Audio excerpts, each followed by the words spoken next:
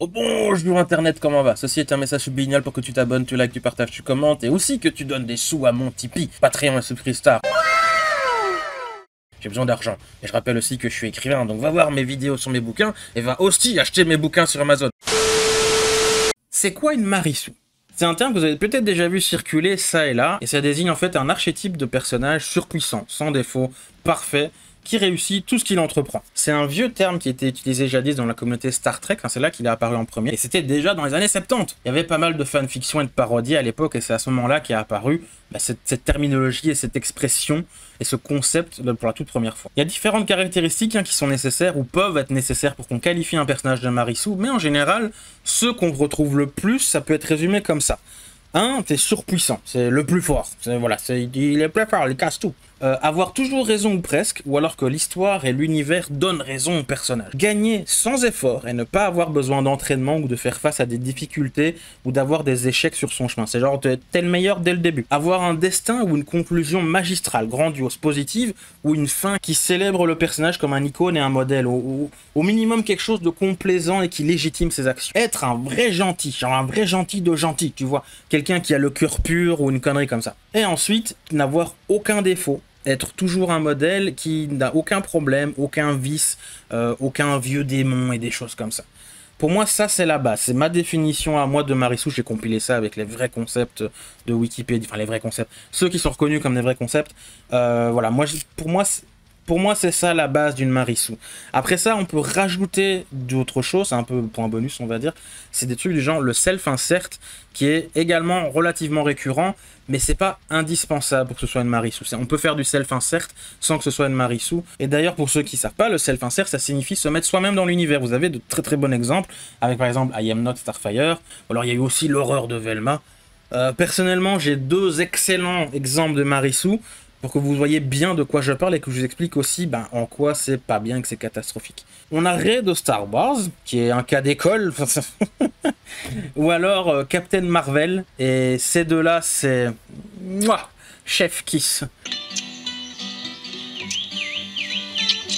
Je vais couvrir Rey de Star Wars parce que je connais beaucoup mieux le perso et l'univers, mais Captain Marvel est tout aussi bien, c'est juste que pour moi, c'est les deux meilleurs. Si vous connaissez, ça c'est de Marissou. Donc, Rey, elle vit son cul dans le sable depuis toujours, mais dès qu'elle va dans le Faucon Millennium, elle sait mieux réparer ça que tout le monde, mieux que Han Solo et Chewbacca, qui ont passé leur vie entière dedans.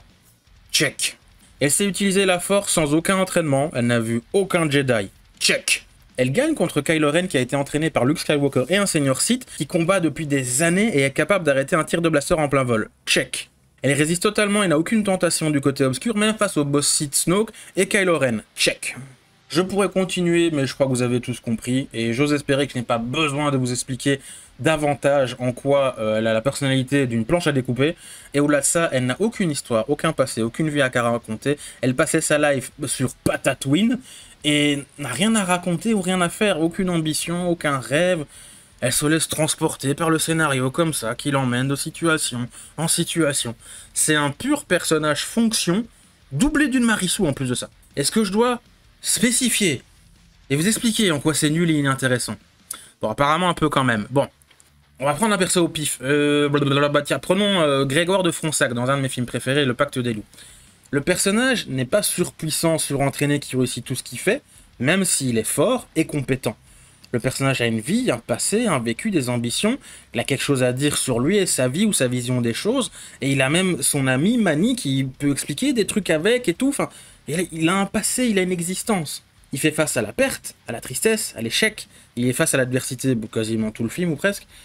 Il doit revoir ses plans et repenser complètement sa stratégie pour faire face à la bête et ce qui entoure la bête, et même si ce personnage, comme j'ai dit, il inspire la force, la confiance, il botte des culs et ultimement il a une happy end et tout ce que vous voulez, c'est pas un Garistou, qui est équivalent masculin de Marissou, parce que souvent en fait c'était des femmes les personnages Marissou dans Star Trek. On peut donc totalement avoir un perso qui défonce tout et ne pas être une Marissou. Et un autre exemple en ce moment, c'est ce que je regarde pas mal, c'est Baki, dans le manga du même nom. Baki est un manga et un personnage qui transpire la testostérone par tous les pores de sa peau. Le gars, tu prends la sueur, tu tords le linge qui t'a transpiré dessus, tu injectes la transpiration dans quelqu'un, il pourrait mourir d'overdose de testostérone et d'hormones. Pourtant, Baki, c'est tout sauf une Marissou. il perd souvent en vrai. Enfin, peut-être pas souvent, mais ça lui arrive plusieurs fois au cours du manga. Et parfois, il se fait même avoir comme un bleu. Genre, il est face à des adversaires moins forts que lui ou des choses comme ça. Genre, il y a un truc où il s'est fait surprendre et il a failli mourir. Il incarne Baki par sa simple présence tout ce qu'il est. Il parle constamment, enfin c'est pas un personnage qui parle beaucoup, mais il parle clairement de ses rêves, de ses ambitions. On le voit vivre des défaites, des déceptions, des échecs, des événements difficiles. Il raconte plein de trucs sur lui ou l'univers qui l'entoure.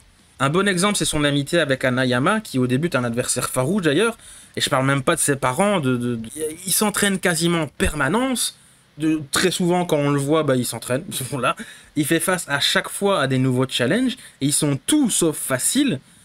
Dans sa jeunesse, par exemple, il affronte l'homme singe. C'est un moment clé et charnière pour le personnage. Et ça dure pas mal de temps pour qu'enfin il parvienne à se dépasser et à vaincre cet adversaire qui, quelque part, symbolise une progression potentielle. Les Marisu, c'est pratiquement tout l'inverse. Il y a besoin de rien. Les Marisu, c'est des abominations en termes d'écriture. Ça enlève tout ce qui fait le sel et l'intérêt de raconter une histoire. Un personnage qui n'a aucun défaut, qui gagne tout le temps, qui est une copie de son auteur en mode fantasmé, qui n'a aucun vécu ou chose à partager sur lui, ou le monde qui l'entoure. Sans déconner, à quoi ça sert? Quel est l'intérêt? Comment ça peut captiver une audience? Et qu'est-ce que ça raconte? En fait, on va passer son temps à vivre quoi? Il y a une infinité de façons de raconter une histoire. Et avoir un personnage Marisu, c'est probablement peut-être la pire méthode qui soit, la plus nulle et la plus intéressante. C'est un crime contre l'écriture et la conception d'un univers, et je suis sérieux, je sais même pas de l'humour. Bon ben voilà, la vidéo elle est finie. N'hésite pas à nous rejoindre sur le Discord pour nous dire si t'as aimé ou pas aimé, nous engueuler ou nous faire des gros câlins. Le lien est dans la description. Au revoir Internet, gros bisous.